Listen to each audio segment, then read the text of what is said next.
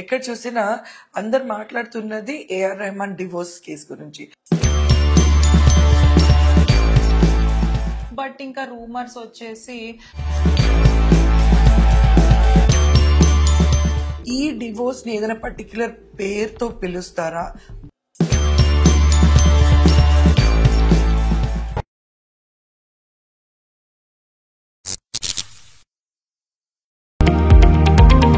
Latest news updates కోసం ఇప్పుడే download చేసుకోండి media effects app. Hi, welcome to law podcast with me Nivedita and my friend lawyer Kavya. Hi Kavya. Hello. So I think winter వచ్చేసింది, చల్లగా ఉంది and the weather is as usual beautiful. మనం ఎప్పుడు weather గురించి మాట్లాడి స్టార్ట్ చేస్తాం ఎప్పుడు. Yes, maybe because of the bad throat this time. Yeah. Everyone excuse us కొంచెం because of cold and all. మా వాయిస్ కొంచెం షేకీ అండ్ లో ఉండొచ్చు. యా. సో కావ్య, ఈరోజు మొత్తం అంటే ఎక్కడ చూసినా పేపర్, ఇంటర్నెట్, యూట్యూబ్ ఎక్కడ చూసినా అందరు మాట్లాడుతున్నది ఏఆర్ రెహమాన్ డివోర్స్ కేసు గురించి. ఇది వాట్ ఎగ్జాక్ట్లీ అయింది? ఈ డివోర్స్ ని ఏదైనా పర్టిక్యులర్ డివోర్స్ కింద వస్తుందా అంటే పేరు? Can you explain? Yeah, AR Rahman and Saira Banu గారి డివోర్స్ గురించి ఎక్కువ మాట్లాడుతున్నారు because AR Rahman is a legend కాబట్టి అలాంటి సెలబ్రిటీస్ ఎక్కువ బయటకు వస్తాయి.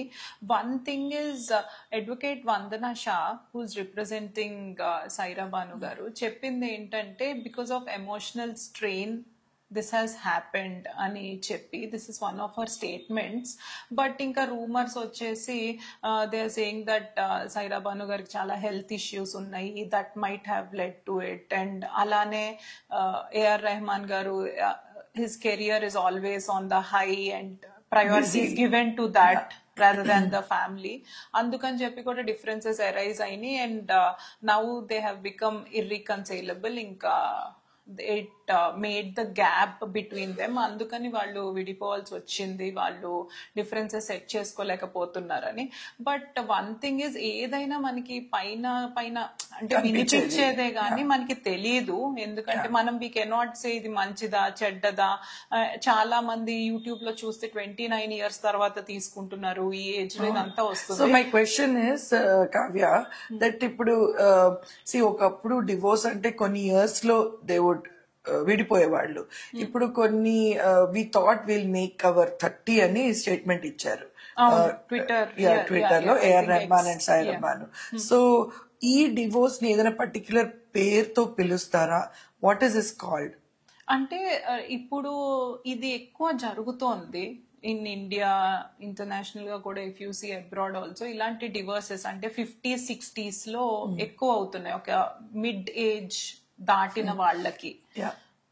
దాన్ని మనం గ్రే డివోర్స్ అని పిలుస్తుంటాం. Like when in our fraternity also lawyers గా మేము మాట్లాడుకున్నప్పుడు కానీ వెన్ వీఆర్ అడ్రెస్సింగ్ దిస్, ఒక నేమ్ ఏంటంటే గ్రే అని చెప్పి పిలుచుకుంటుంటాము. So that we will know we are representing that age group. So it's basically 20+ years లో ఉన్న marriage when they go for divorce, you call it grey divorce? No, maybe they got married at 45.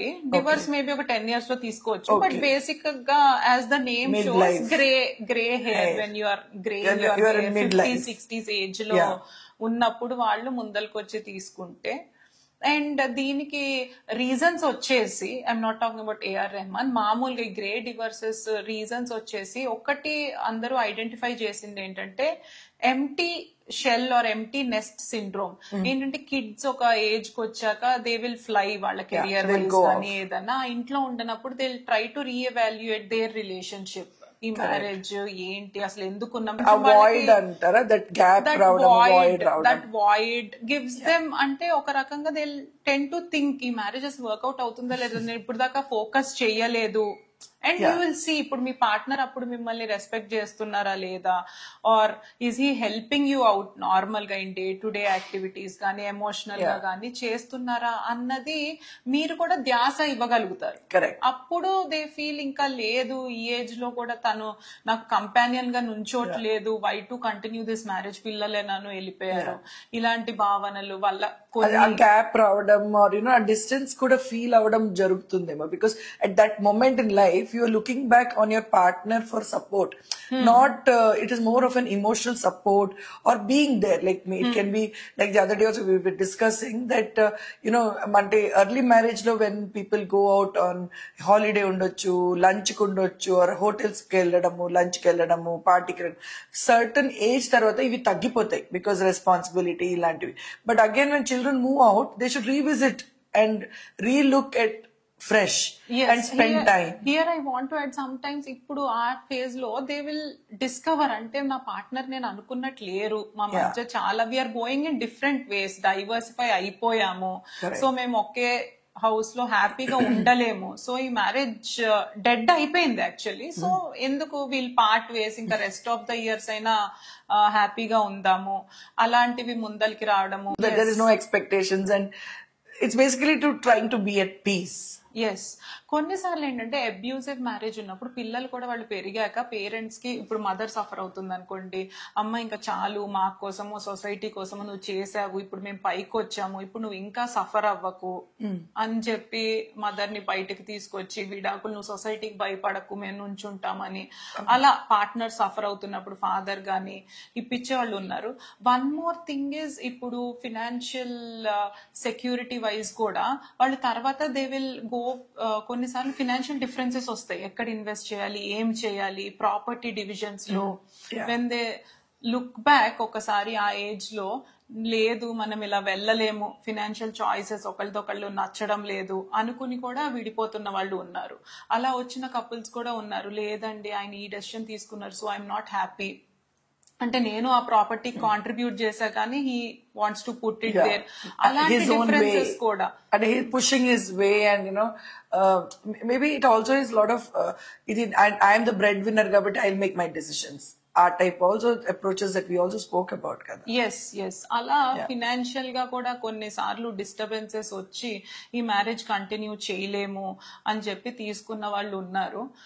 ఎలా అయితేనేమి if we talk about this, మనం we cannot say ఈ age వాళ్లే divorce తీసుకోవాలి అలా ఏం లేదు కదా. Everybody should be happy.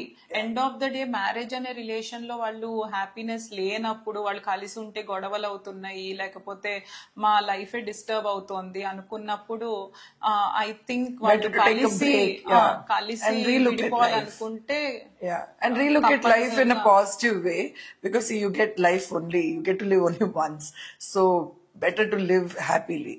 Yes, ఒకసారి నేను ఒకళ్ళని అడిగాను, ఒక క్లయింట్ ని, కాదండి అంటే మీరు మీ వైఫ్ ని ఇంత జర్నీ ఉంది కదా, so why do you want to break it అంటే ఆయన అన్నారు, ఇప్పటికీ నేను సఫర్ అవుతానే ఉన్నాను, ఆమె ఫస్ట్ నుంచి నార్సిస్టే, అలా డామినేట్ చేస్తూ రావడము, పిల్లల కోసం అని, దీనికోసం అని, కెరియర్ కోసం అని, వద్దు అని అడ్జస్ట్ చేసుకున్నాను. బట్ ఐ రియలైజ్ నేను ఆల్రెడీ 60 టచ్ అయ్యాను, ఇప్పుడు మేబీ ఒక 10-15 years యాక్టివ్ గా ఉండగలుగుతానేమో, అదైనా నేను ఇంకా ఈ బిహేవియర్ నేను టాలరేట్ చేయలేకపోతున్నాను, పిల్లలు కూడా సెటిల్ అయ్యారు, సో నేను ఇంకా వద్దనుకుంటున్నానండి, దట్ ఈస్ ద రీజన్ అని చెప్పారు. So thank you so much, Kavya. I think ee discussion lo what we were trying to communicate is, life is, you live once, be happy.